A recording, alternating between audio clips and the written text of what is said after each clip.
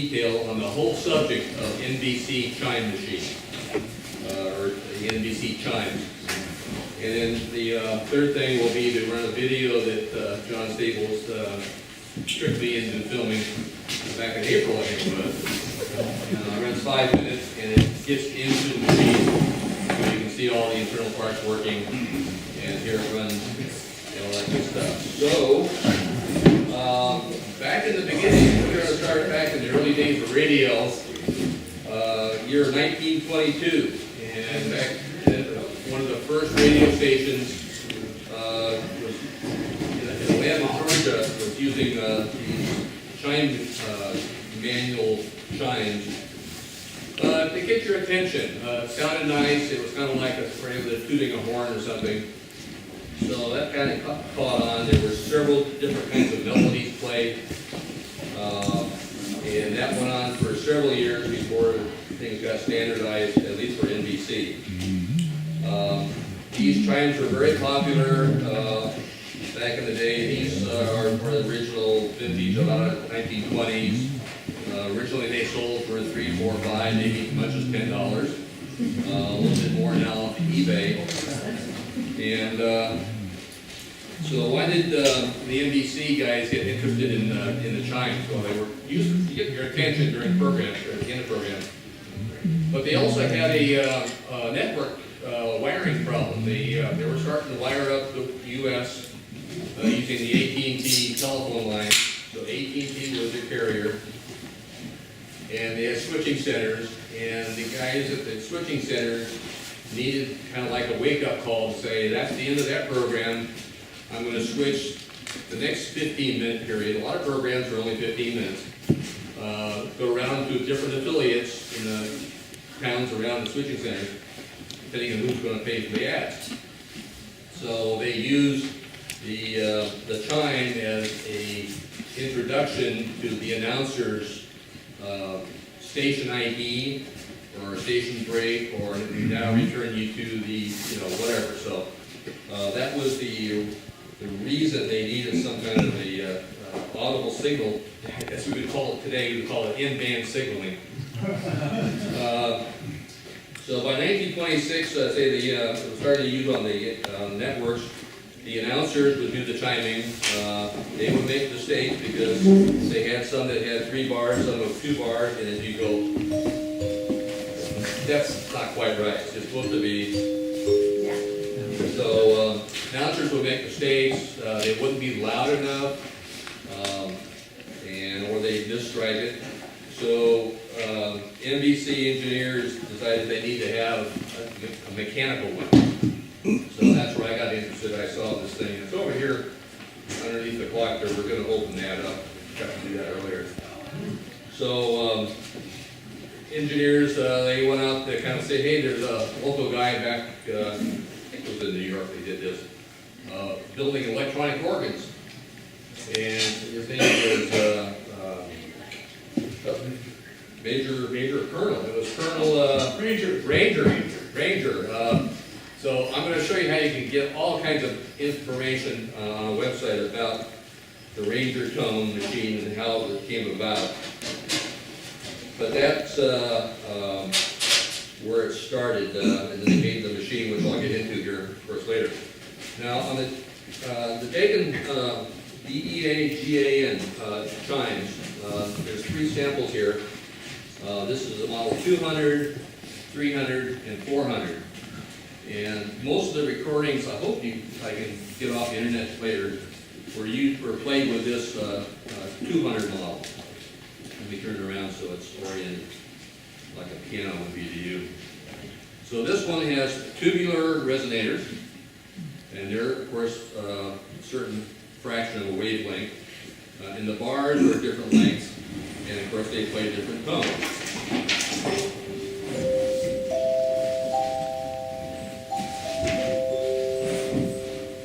Or in the case of NBC, it would be those 3 there.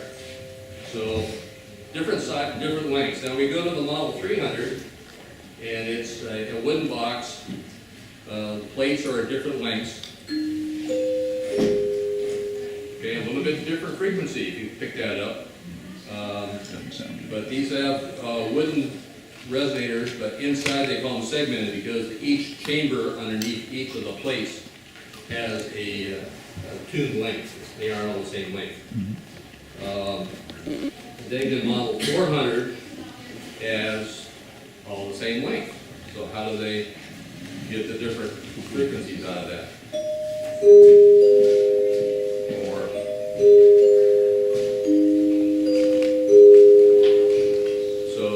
has a nice rich sound. The way they get the different notes out of the same length plates are they're different thicknesses. So that's a little trick there. Now the resonance, the resonating chambers play a big role in these things. That one is not as loud as this one. So let me use this in the demonstration. Now I'm going to slide this basically it doesn't touch the plates at all, but it's keeping the air from going in and out of the resonator. So without the resonation, you get this. I'm going to strike them again here. So it's a huge difference playing one note. So that's what the resonating, as we all know in the radio world, when you've got a good resonator, you've got a good signal. So the internet is working.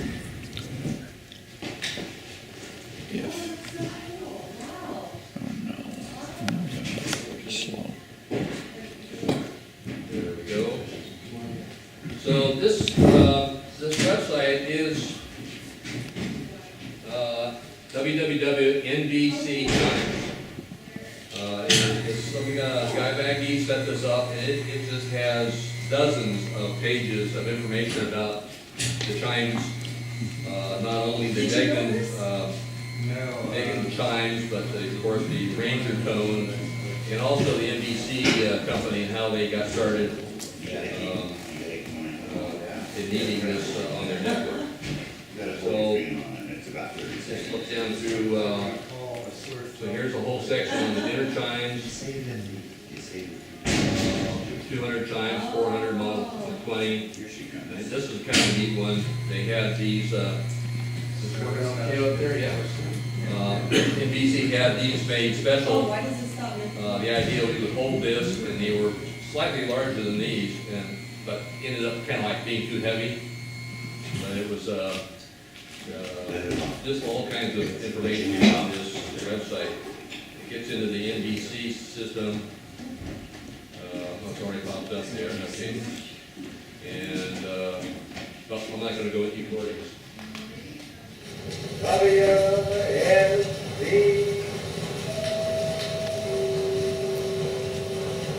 The voice of the sound, radio phone broadcasting station of the Atlanta Journal, Atlanta, Georgia.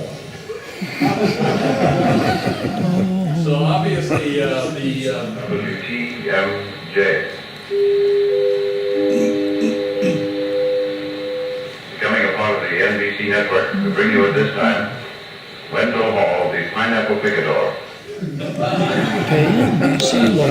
very cool.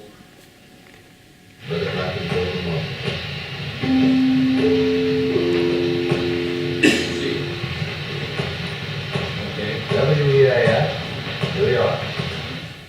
All right, so that was out like the NBC tones. Here's a little video that shows an announcer striking the model 20, which is physically larger than these. And I think I can.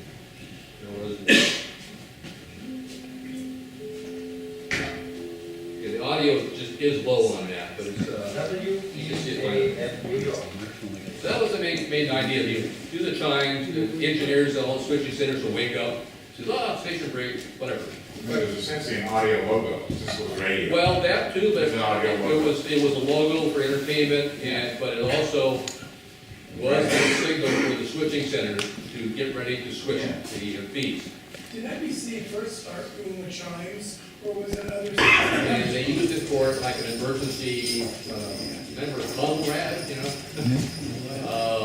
but there's recordings on here that for V for Victory, D-Day, they sent a deal out on that.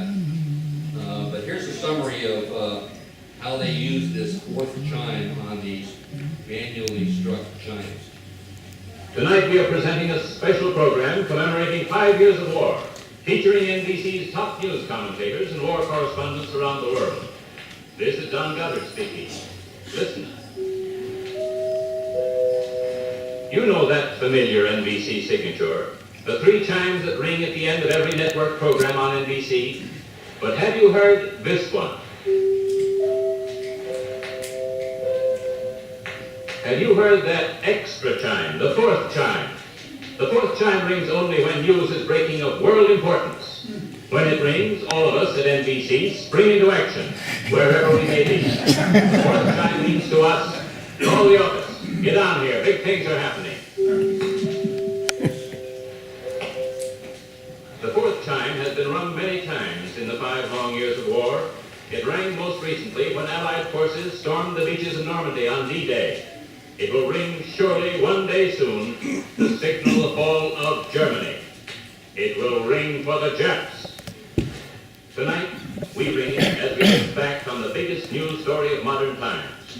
5 years of World War II. So, but let me tell you about the early days of radio. Yeah, that's how it started. Those are the original chimes. But So that movie, that was produced in 1956. It was the 60th year, does it say up there, of the NBC. So they had a machine probably around somewhere they recorded the video. So that was probably not actually in use. They ended up replacing the mechanical machine with vacuum tubes and capacitors, angles and stuff, as electronic chimes. But they kept the mechanical ones around for a couple more decades. I think they retired them in the late 50s or somewhere there. Anyway, that's about all I have from this thing. We can get into the video, and that'll be it's a 5-minute. It wasn't working too well yesterday because we just set this whole thing up, and we need to get a stronger internet. I'm John Stewart. I'm here at the California Historical Radio Society radio shop, and we have one of our new items. It's one of the historic NBC chime machines made by a company called Ranger Tone, who was in the business of making early electronic organs. We have serial number 2, which was originally in operation at the NBC studios in San Francisco. I think at 3 different locations as they moved. Starting in 1931-32 is when this went into service. I'm going to pull the cover off now so we can see the inside. You'll see the cam mechanism. So this is like a large 50-pound music box, but it plays only 3 notes. And that would be the NBC chimes, which you'll hear in a second. So here's a drum here with some fingers on it. In the back there are sets of combs, like a music box, and it'll strike those 3 as this drum rolls around. On the bottom there's a vacuum tube amplifier, and we'll swing the box around and look at the back where you can see the little music box combs with the vibrating fingers. To demonstrate how this operates, I will turn on the motor, which should be done by an announcer. So you can see the fingers rotating around. The cycle takes about 2 or 3 seconds, and then normally the system would just shut off after 1 cycle, so you'd only hear the NBC chimes once.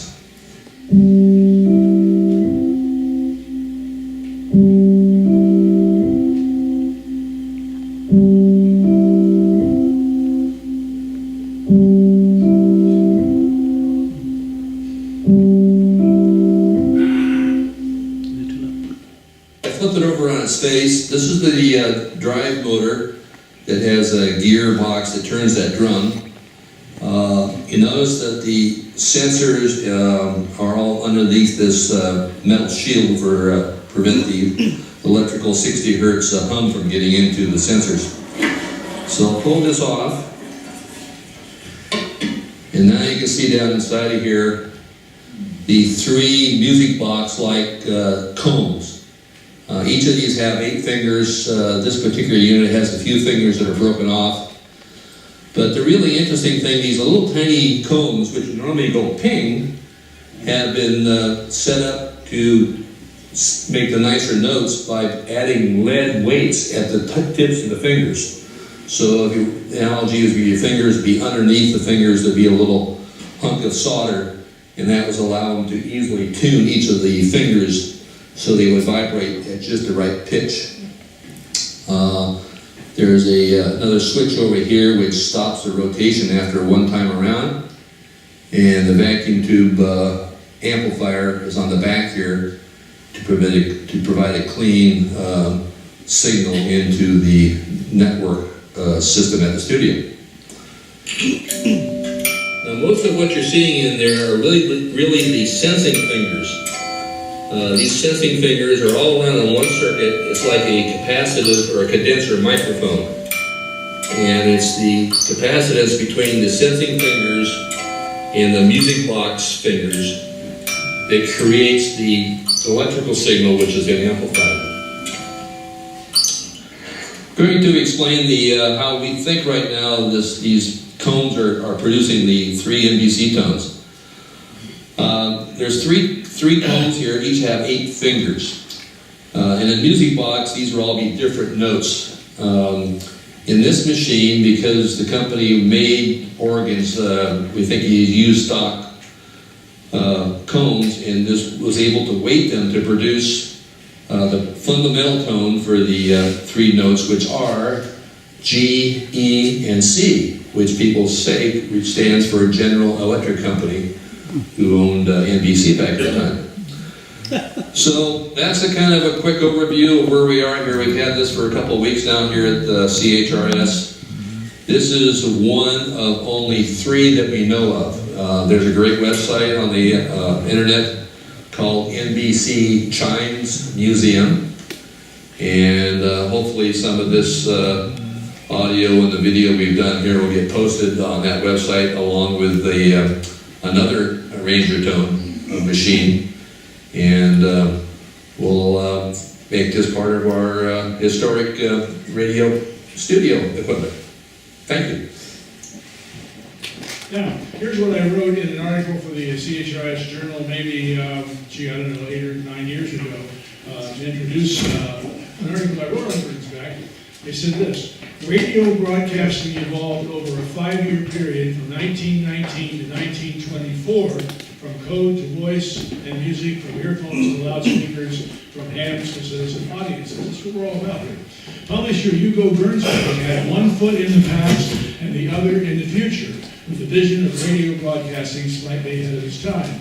Beginning with the amateur-oriented publication Modern Electrics in 1908, Gernsback, after World War I, went on to publish the most popular radio-themed magazine of all time, that's Radio News. Beginning in 1919, he began to predict the evolution of amateur and experimental wireless into entertainment broadcasting for an audience. Gernsback was early in his editorial discussion of radio music, news, advertising, government control, the entire radio business from programming to manufacture of radios themselves. His readership was quite broad. It wasn't just manufacturers or tech people, it was also curious people. And we have a television exhibit using Gernsback material downstairs. Okay, so that's kind of the setup. Now, I'm going to push this button just right here. Which one? Oh, space bar. Okay. Okay. Well, here's the prolific publisher. Thank you. Gernsback published about 50 magazines, different magazines, and they ranged from electricity to sex. And after he heard famous sci-fi writers, we'll get to the sex in a second, famous sci-fi writers of the day, to amazing stories, he became the father of science fiction, right? And the Hugo Awards were named after him, and they are still awarded today. Push that button over this.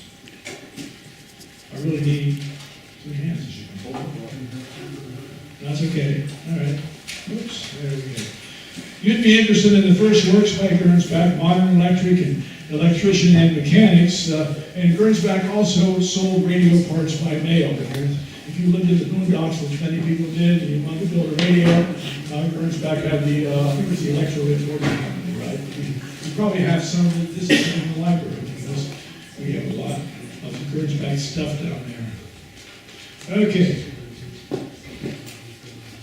Sexology. Well, amazing story we talked about.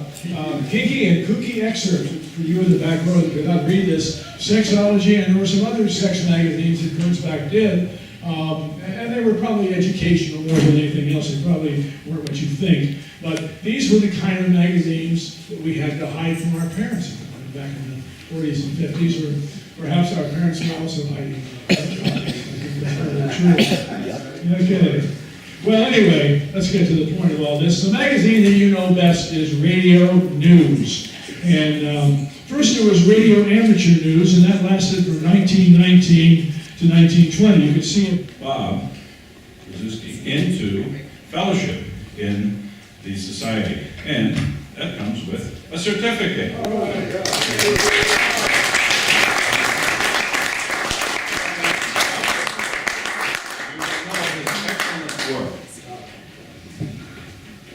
Oh, well, thank you. It's an unexpected honor, and I hope I can live up to the expectation.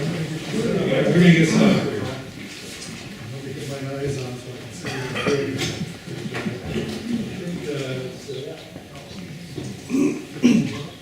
Okay, so.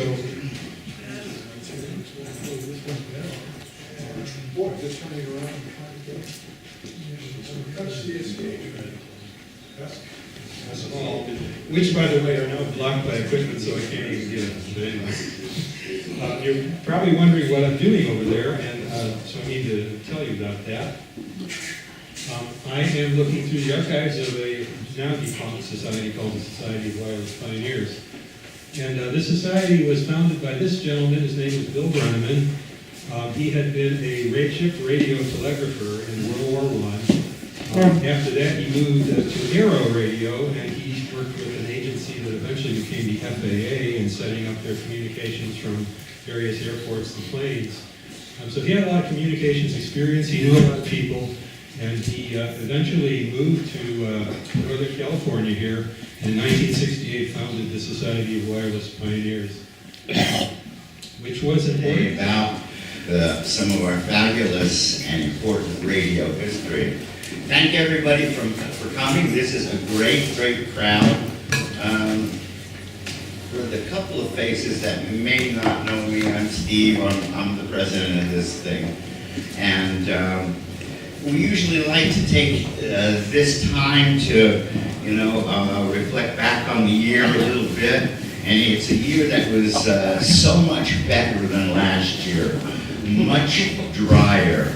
And we were able to take care of those large water problems we had, and our construction is coming along downstairs. Excuse me, as I was going to say, our construction is coming along downstairs and is pretty close to being finished. The ceiling is going up very soon. We just got our second bid. So we're moving along there. You know, the only reason we're here, we're in this place, and we see what we see is because of y'all sitting here, and everybody is an asset to this organization, and we just have to thank everybody, to John Staples for his great work, and to Bart Lee for his great work in the library, and as our consulting ex-counsel emeritus, and his wonderful historical work, and some of the other people that have really helped us out this year. Mr. Robert Schwartz, who is sitting up here in the corner, and Dave Harris, who works in the library, and of course Gilles Verneau, who is our television and tube expert, and I see Hill Hampton, who also does fine library and shop work, and It's taking care of our tube tester, our drugstore tube tester. Kenneth Colby, general, all-around good helper. David Vasquez, who is the honcho of our electrical transcription project, and who is really doing a fine job with that. There's Mike Adams behind us, our chairman, who does many things, including keeping up our many websites and organizing our meetings and keeping our agenda together. Walt Hayden, who along with Robert and Cliff Farwell, wherever he is somewhere, is our trio of great builders and great craftsmen and great volunteers. Dave Bellici behind the camera does our video and does a fine job with that. There's James, one of our new volunteers who helps us. There's, who's that behind you? Is that Beverly Potter? Well, we'll get into that a little bit later. Who else do we have that's here? There's Kent. There is Keith. Over to the left here, there is Denny Monticelli, Richard Watts, both board members, both on our executive committee. Scott Robinson is here, our vice president and our head tech in the shop.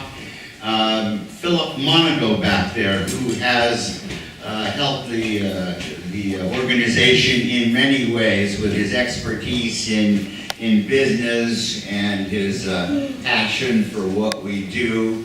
There's Judy back there who helps out in the library, who's connected to young Chris, who's way in the back, who is our youngest member and is the future of this organization. Is that Vern that I see sitting down there? That's Vern, who is looks after stuff around the building here and takes care of a lot of stuff. Bob Ernhammer is always here to volunteer and lend his truck. And Raj is a new member of ours who has fallen into the shop and doesn't seem to want to leave.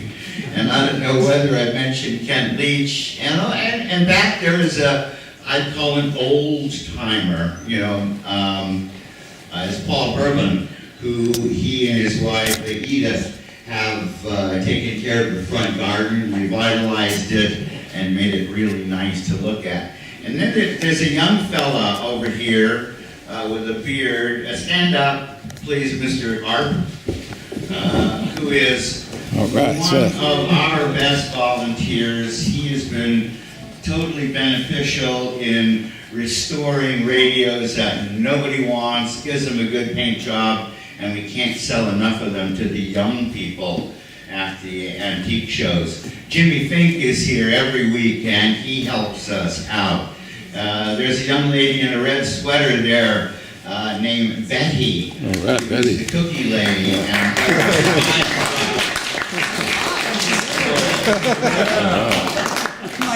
See, Toots, you're the first one that's gotten applause. These are my people. Who am I forgetting? Anybody I forgot to mention here?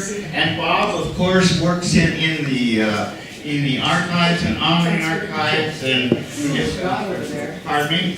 And Judy Mears is downstairs cooking, another one of our fine volunteers. And we couldn't do it without you. We just, as we evolve here from a parking lot radio, and John Stewart, for God's sakes, who's over there hiding. John Stewart, our resident engineer, takes care of all of our systems, our Wi-Fi type things and telephone type things, and any systems John takes care of for us. So, everybody just does a fine job, and if I have forgotten you, I am sorry. A couple of other things I want to recognize. We have lost a few people recently, and I will point them out. Members of CHRS, we recently lost Bill Roberts. I don't know if anybody remembers Bill. He used to come down from Twain Hart, he and his wife Sue.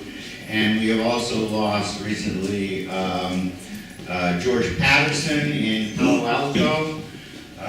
Chipmunk was a good friend to everybody and a good supporter of the organization. And most recently, we've lost Lou Rinaldi, who was a good member and a good volunteer and was very helpful on radio days and was our stage manager for many years. Lou passed at too young at 70. The good things that have happened this year, yes?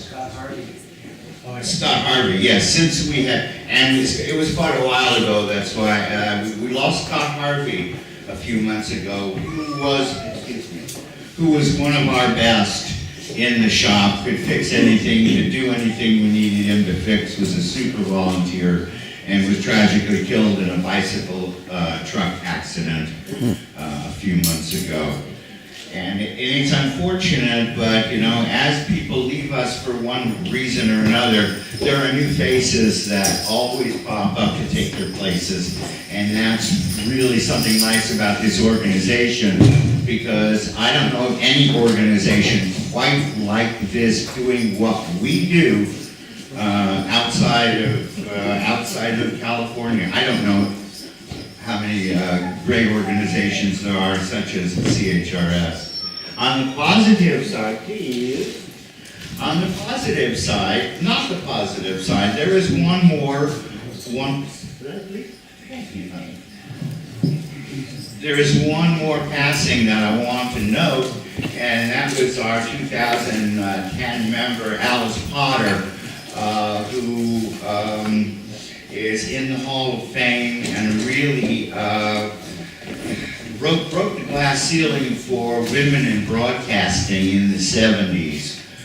She started at KRE in the early 70s as a copy girl, and they put her into sales, and she did so well in sales and beat out all the men with skinny ties and cigarettes, and became sales manager. And from there, a few years later, was promoted to general manager. And for a woman to be general manager and sales manager of a major market station at that time was unheard of. And she did a wonderful job, and we're proud to have her in the Hall of Fame.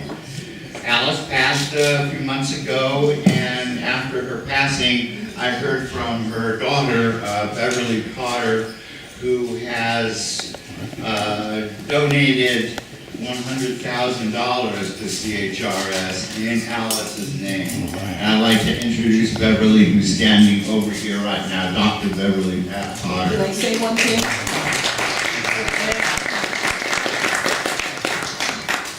Alice started over in the 1970s. She actually started in 1958 in radio in Plattsburgh, New York, and television, where she had an outrageous show called Alice in Slumberland, the first jock draw before Stern, the jock, whatever it was. She came to California, started over. Anyway, she's watching us now. We were pleased to have her second career here in the Bay Area. You know, she just, historically, she's very important. And then George Patterson's estate has left us $50,000, and we recently got a nice $5,000 donation from Mr. Gilles Verneau. Thank you very much. We got a $3,000 donation from Joan Dries, our late friend Larry Dries' wife. And we got a lovely little $1,000, not little, but a nice $1,000 donation from Ms. Betty Cosmos. Thank you, Betty Cookie Lady. We're doing good. And, all I can do for this organization is sort of I'm getting long-winded now, but I can sort of make suggestions. And people take the suggestions, and it's the people that take those suggestions that make all of this happen. So I want to thank every one of you for making this CHRS and Radio Central what it is. Happy New Year to everybody. Oh, there are downstairs in boxes lined up free radio magazines, radio books. please take them home, keep them out of the landfill. And on the big conference table, if you're into it, there's a whole bunch of 70s jazz posters from KBLX. So please take those home too. Enjoy, Happy New Year, and I think we're getting ready to eat. Is that true, Cookie Lady?